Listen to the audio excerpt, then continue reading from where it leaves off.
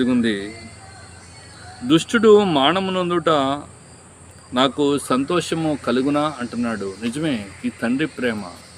ఒక దుష్టుడు మానమునందుట ఎవరు కూడా ఇష్టపడరు, సంతోషాన్ని ఇవ్వదు.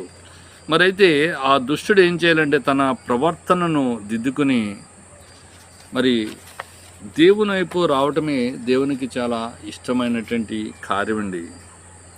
తమ ప్రవర్తనను దిద్దుకోవాలి, తర్వాత మరి దేవుని కొరకు బ్రతకాలి. అప్పుడే దేవుడు మన విషయమై సంతోషించగలిగినటువంటి వాడుకున్నాడు. దైవ గ్రంథం చాలా స్పష్టంగా మాట్లాడుతుంది. నా యొద్దకు వచ్చి వారు నేను ఎంత మాత్రమును త్రోసివేయను అంటే యేసుప్రభు చెప్తున్నారు. మరి నువ్వు వెనక్కి తిరగవలసిన అవసరం ఉంది. నీ మార్గాల నుంచి వెనక్కి తిరుగు. నీ పరిస్థితుల నుంచి మరి నీ జీవితాన్ని వెనక్కి తిప్పుకో.